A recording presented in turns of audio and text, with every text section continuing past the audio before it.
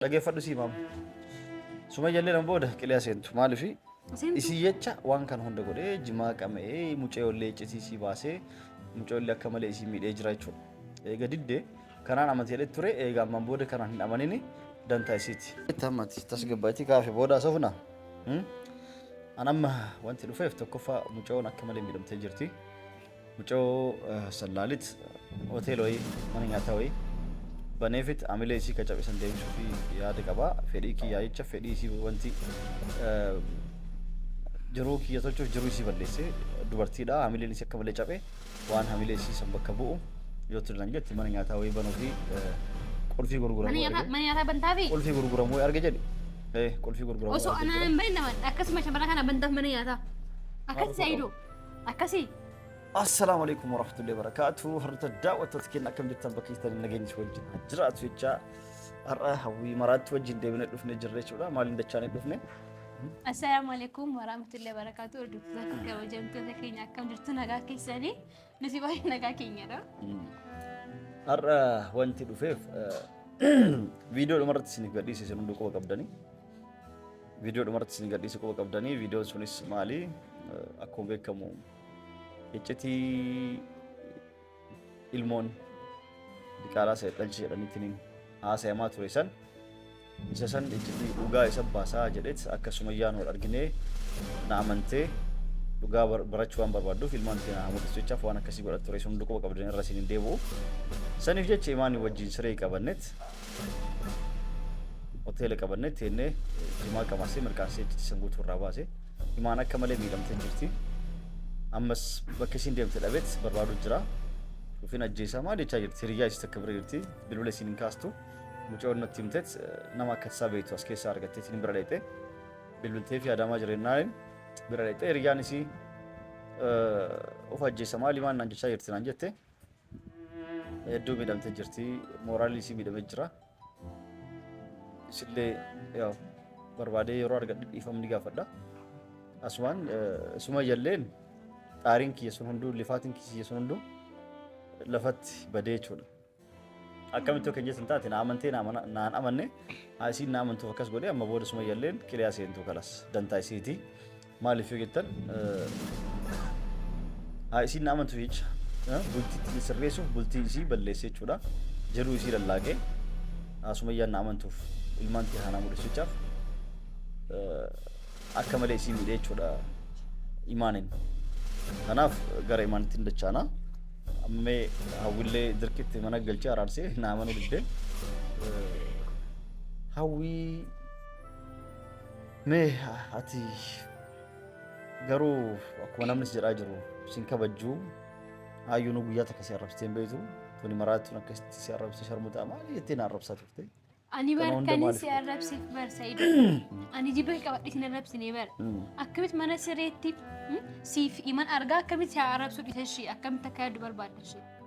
Mana sireetti nu argiteef aniif siin mee mana siree keessa nu argite yeroo san yeroo nu agartu qabattoon kee hiikkatee na agartee. Hiiktee hidhatte kamaan beekama Sayyidoo. Ati dhiira bar ishee shamara bar. Akkamitti namni yoo wanti akkasii sharri akkasii yaannee jiranne balballi banaa taa'a. Qabattoo sa'aatii sanitti hiikkadhee deeqaa takkatti hiikkadhee taa'a. Siree eega qabanne. Turtanii itti barra jegasee qabattanii ani midhaabadhe silaalan ture bar Sayyidoo. Aguma sa'a lama aguma viidiyoo isa waraabu. Inni sa'aatii lama taara sa'aatii lama keessa lanu waan godhu Sayyidoo. Aditti mirqaantanii qabaantanii sin jaaladha gooftaa koo asiin bahee garaa kiyya akkas ta'e akkan ta'e waa'ee ishee manqaarraan tala. Isiin na dhagaye ammas nama arrabsuu dhiisti. Isiin waan itti dhagaye minaa himtee waan duraan darbee jechuudha. Osoo si fuudhin dura. Maarree akkan darbe maasutti ture caqas kaan si jaalata ture jette duraan. Si galee miti. Aan fuudhu barbaadde deemu jetti. Dhaabbo kaa isii qofaa miti na jaalatti. Dubartiin hedduu si jaaladha nan jetti. Dubartiin na jaalatti hundaa dhaqee aan wajjin ciisa. Qoyaan kan hin jedhu garuu jechaadha. Shamarran maaliif abbaa mana nama jaalatu qoy maali dha rakkoon isaanii qoy.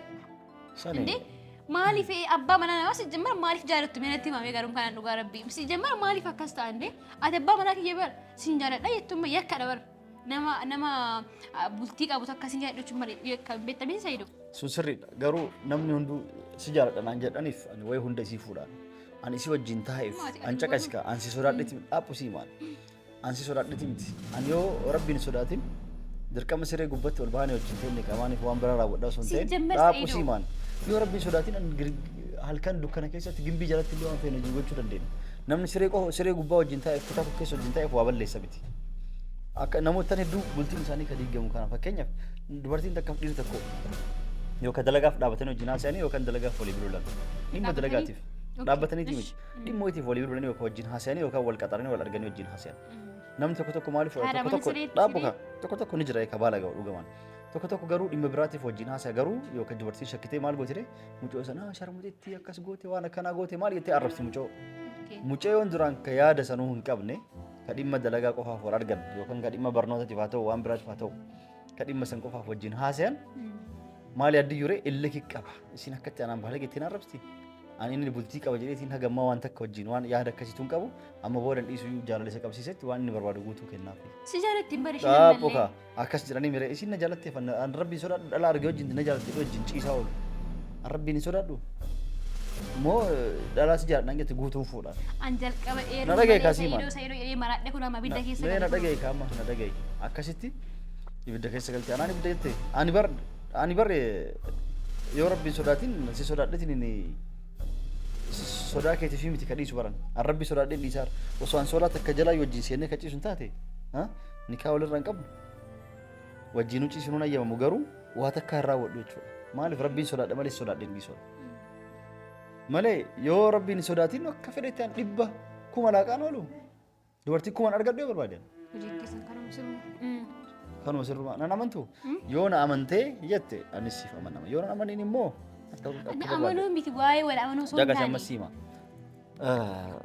saniif namni dubbii na harkaa kuttee waan akkasiitiif namni wal argeef yookaan waan biraatiif wajjin haaseef gara biraatiif fudhatanii dubartiin sun immoo garam oofti aartetiniin inumaa miira keessa galteetti nama san si xamaddee jechuudha yoo garuu ati wajjin argite fakkeenyaaf anaa fi maan akkuma nama fakkeenyaaf goonu siree mana sirriitti nu argite dhufte seente wanti raawwatu tokko hin jiru miti nu arrabsuu dhiiste sharmuxoota akkana daleelanii akkasitti qaalatitti diqaalaa duraanis dhaltee dhufte ammas qaalaa dhaluu deemteetti akka arrabsanitti sun illikii keessa isii naqa osoo ani isii fedhiitiin waa gaafadhe isiin nan diddu jechuudha maaliif waan si aarteef osoo immoo garuu ati dhuftee nama gaarii taate oo mucoon tun dhugaan miidhamtee jirti gargaaruu qabda ayizoosh wanti hundun darba maali keettuun taate osoo anu itti ajamee akkas jedheen akkamitti jaartiin tante sun nama gaariidha bultii gaarii qabda osoo jaartii akkasi jirtu gaarii san qabdu akkamitti waan akkanaa niyyattee na gaafatta akkamitti waan akkanaa raawwattee diddi maaliif oo dhaabuka maaliif si jaalattee akka ati nama nagaa taate argitee bultii kan kee balleessuun barbaaddu garuu arrabni kan kee sun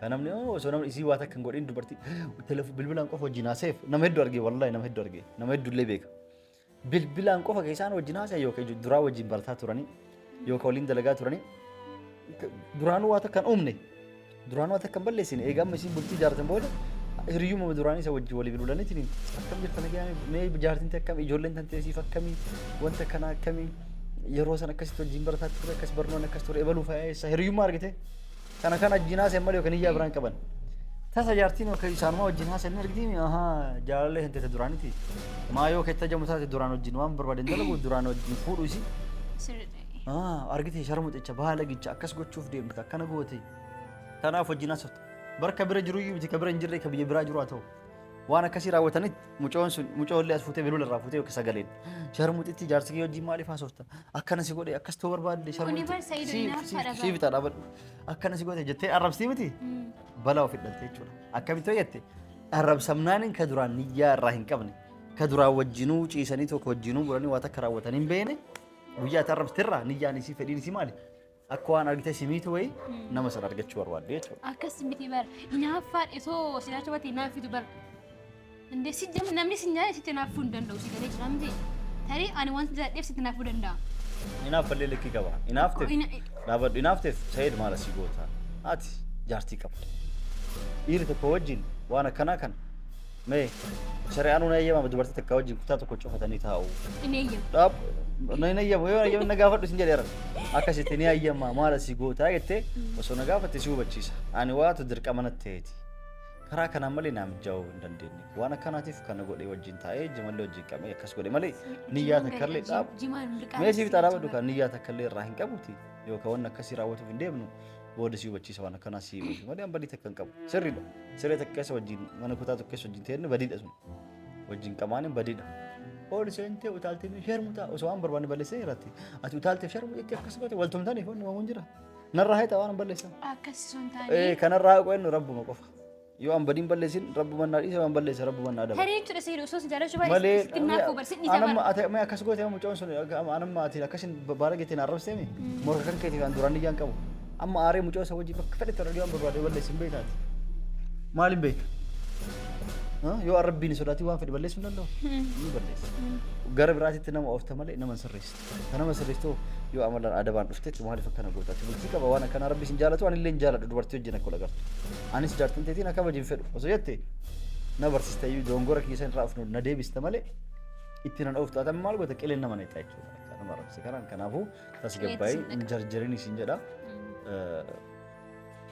tasgabbaa'ii hin jarjariniiti ani bar xiqqoo daa'imman waan hin qabuuf tarii xiqqoo haaree miira keessa qabuu hin danda'a tarii garummaan ila keessa kiyya qulqulluudha waan ta'eef biraa sharrii namni adeemti garuu akkamitti caasee osoo argu sooftachi bute osoo argu homaa hin goone jedhee sammuu kiyya amansiisuu danda'a reessa hedduu.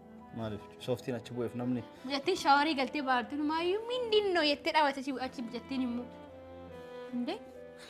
Siree gubbaatti si baasin jettee bar sin jaadha sa'idoo kiyyaa ani baay'ee si jaadha ture sin jette maaliif ati abbaa manaa namaati bar isiin na jaalattee yakka kun yakka ta'uu yakka takka hin beektu isiin na jaalattee kan na jaaladhaa miti kanaaf amma gara viidiyoo kana wanni mooraa buuf dhufee hordoftoota daawwattoota kenna gara ciqilciqii gara hin taane seenne waa takka si gaafadhamne egaa sin xumurre nagaa fedhis ati mee akkamitti eenyunni osoo yoo ka dhugaan na jaalatuuf kana kabaju taate nama naa hime jettee osoo nama takka hin dho'isin namni bakkaan isii bira akka dhaqee fi siree achitti akka mucoo qabee fi akka isii bira achi seene akkamitti nama kamtu sitti mee kana naa himin takka hin dho'isin maaliif yoo har'a naan himin namni yeroo hunda sitti wanti jedhu anaaf si adda baasuuf homa arga si himaa deemaa jechuudha kanaafuu adda baana malee si fayyadu osoo takka hin dho'isin ebalu jedhi naa hime adda baana addas jedhata nama takka adda baasa naa himaayye mataa kee Sayyidoo kiyya sin jaadha beektamti ana baay'ee si jaadha bar ani garuu susubuun barbaadu sin kabajas ani yeroo miira keessa gara xiqqoo afaan naasa'a malee keessi qulqulluudha beektamti garuu akkamitti akka dhageessitti takka fara jalqabeetta takka faratti jalqaba suuqii deemeen turre kaas dhaabbattee viidiyoo wayii akka waraabaa dhaga'ee akkas godhee murtii fara deema jimaa mitiin ciftee bira deema yeroo jettu dhagayeetanan kazaa dhaabbattee barrii gubbaa dhaabbattee si dhaggeeffatanii tursaati baay'ee. Kazaa atoo asin gahee ati immoo baatee dhufadhee akkatti kana xingii dhaabbattee ture yeroo maayyaa cinachi hordofaa ture baay'ee keessa galee waqa Usman deemaa jiru dhufadhee san si hordofaa ture maaksii kana dhufadhee ture fuullee kiyya mul'atu guutumaan guututti kazaa ani yeroo qas jedhee akka karaatti itti deemte deemee dhufu hoteelii sanan beekaa haaraa miti hoteelichi kazaa ati mucoon karaa ol baartu ture foqii gubbaa foqichi immoo akkatti waan bana waan ta'eef sirriitti ni mul'isa beektaa kazaa lakkoofsa isin itti galtanii argee kazaa akkamittiin galaas keessa jedhee bakka maaliif hin galchanu kaaree nama kana bira yoo garudha jettee kazaa sammuun kiyya yeroo sanatti baay'ee yaada ture baay'ee waan ta'e hedduun yaada ture garuu akkamittiin gala jedhee kazaa lakkoofsa isin itti keessatti immoo 304 ture maaliif baay'ee keessa taa'ee dhaalatuun ture beektaa dhukadhee ilaalatuun ture dhaabbadhee kazaa 404 tan kazaa baay'ee dhiigni kiyya danfee ture baay'ee haareen ture miidhaan taana keessa galeetiin ture kazaa akkamitti akka galuu qabu sammuu kiyya yerootti yaadu kazaa namichi sirrii keessa jiraa miti deem achi keessa galee Sa'idootu na ergee aan hojjettu isaatii Sa'idootu warqata akkasii naaf jedhee na ergee lakkoofsa sadan beekaan jedhee lakkoofsa meeqa jennaan 304 jennaan ishi bakka akkas taanaan bakka beenu galee naan jedhe isa kun hin dandeenye maaliif lakkoofsa waan inni himeef tarii ishee kun danda'u si barii jaamte Sa'idoon bilbilee na yaamee waraqaa kana naaf fidi naan jedhe waan ta'eef jedhee sana yoo jiratti yeroo itti himma lakkoofsa illee itti beekan jedhe beektaa lakkoofsa mana sirrii 304 yeroo jedhuun ishi bakka kanaan taanaan hin naan jedhan kazaa ani galeeyyuu daddafee sin bira galee dhaabbalee isa dhaggeeffataa ture garuu ani immoo jira miti miira keessa galee bakka akkamitti Sa'idoon kiyya nuti kana wajjin mana siree keessa seenuu dandeegaa jedhu kana yaa tarii haruu danda'a si galee jira miti garuu immoo yeroon baricha banee seenuu wanta jiru hundumaa argitanii jirtu sinis egaa sooftii eenyu gubbaa buutee wanta gadda garaa wanti barbaachisu hin jira. Dhaabe ayyisan amma namni sargee jira sana waan sooftii viidiyoo guutuu waraabee jiraatu argee jira. Itti qaanuuf taasa iduma barlakki itti qaanuuf miti kaatu viidiyoo irratti nagarre sooftii waan argeetin ture kanaaf imaan ofirraa heette waan biraati miti. akkasitti ati baajaajiin na jala deemte jechuudha. Kanaafuu sharri akkana eegalteeti nama jala deemu eegalte jechuudha. Maa Sa'iidoo dhugaa rabbi bana abbaan mana kiyya mana seeta dhufaa jira mucoo kana hojii si taalaatan mala anan yeroo hundumaa anan waan daddafi balleessu fakkaatu dhugaa rabbi ani immoo sitti beetin jira dhaabbates yeroo si dhageeffadhu dhugaati maal jettaa nan dhufaa manaamin jettee haasaa turte. Achiin booda immoo jimaan bitee deema jechuudha. ati qamoo baattus yaa mirqaan akkamta akka ta'e hin beekta. Kaza inaafar mana qabee yeroo seenus bakka waanti mana argeen seene kaza bakka mucatti abaari maaliif wanta itti dhagaame bakka garatti qabachuu hin danda'u. Inuma garatti qabachuu banna osoo asoftee wayya bakka. Callisu bar nan fedha nan barbaada garuu immoo hin danda'u callisu maal godhu reeshi. Eessa geessu kanasha amala kiyya bara. Ayyee. Ani immoo tokko fara Saidoo ila isinis amma dhaabe. Saidoo qolleegi. Tamati tasgabbaati kaafee booda sofna. Anamma wanti dhufeef tokkoffaa mucoon akka malee miidhamtee jirti. Mucoo sallaalit hoteela wayii mana nyaataa wayii baneefit amilee isii ka cabesan deebisuu fi yaada qabaa. Fedhii kiyyaa jecha fedhii isii wanti jiruu kiyya tolchuuf jiruu isii balleessee dubartiidha. Amileen isii akka malee cabe waan amilee isii san bakka bu'u yoo tilmaangetti mana nyaataa wayii banuu fi qulfii gurguramu. Mana nyaataa bantaafi? Qulfii gurguramu wayii arge jedhi. Qulfii gurguramu. Osoo anaan bari nama akkasuma shamara kana bantaaf mana nyaataa. Akkasi Saidoo. Akkasi. Awa qaama nagalee yaadni kee. Mana nyaataa bantaafi qursii misaa arasitti nyaata miti. Tani bisa achi bamurta barbaaddes. Mee na fichisi qoysa wanka nyaataa su taasifna. Maa jechuudha Saidoo kun barganaa sanuyyuu anatu arge malee isii fedhii isiin agarre amma isiin na diddeetiin isii akkas tajaajila ani isin deeggara kana kana biyyatti banattu biyyatti asitti marate biyyatti banattu.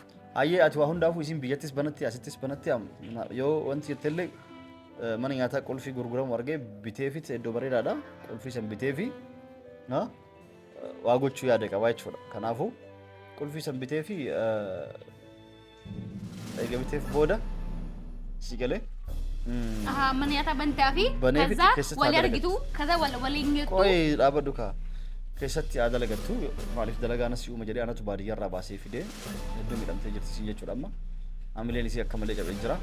Kanaaf waan akkasii godhaaf yoo barbaadde immoo biyya alaa biyya deemu barbaadde jiraate biyya alallee of achi si barbaaddu garuu waan bareedaa akka qabaa fi akka amileen isii cabee kanatti isii waan isii fayyisu waan isii bakka buusu dirqama waa gochuu fi barbaada jechuudha. Sumayyaa nama booda qilee kanaaf Saidoo hiyya qarshii kenniif biyya galtu bakka adiisin tole ayyee san booda mar'annaa si yoo akkasi fedhii isitti yoo isin tole fedhii kiyya fedhii shabara namaa eegde qoyas dhaabadhu atamma yoo argite kan waan akkasii ka barbaaddu taate naa wajjin deemtee na gargaartee wajjin waa goone fi akkasii oma waan takkallee gootuuf waan takkallee waliin goonuuf waan sin deeggarus bakka ayyee eega diddaarmatu deema kalaas dhageeffamte sirriitti hin deemta dhageeffadhu si maam Sumayyaa nama booda qilee seentu maaliif isii jecha waan kan hunda godhee jimaa qamee muceeyollee icciitii baasee muceeyollee akka malee isii miidhee jira jechuudha. Eega diddee kanaan amanteedhe ture eega ammaan booda kanaan hin amanini dantaa isiiti. Eega kanaan hin amanini dantaa isiiti. Si galee maaliif isii amansiisuuf waan kan hunda godhe isii amansiisee ijoollee haana mul'istuuf akkas yaadde ture mire eega diddee dantaa isiiti. Kanaafuu yoo barbaadde achi yaman deemte mucaa argite abbaa jaarsa isiitirraa jaarsa imaanitirraa mucaa fuutetti ofii marmarsiifattee addaa baafattu. Amma booda wanni isii amansiiseetiniin waan akkanaa dalaguuf illee hin jiru tunta dhumaati jechuudha. Waan daawwattaniif galatooma isin jedha. Assalaamu alaikum wa rahmatullahi wa barakaatu. Nagaan nuuf tura baay'ee.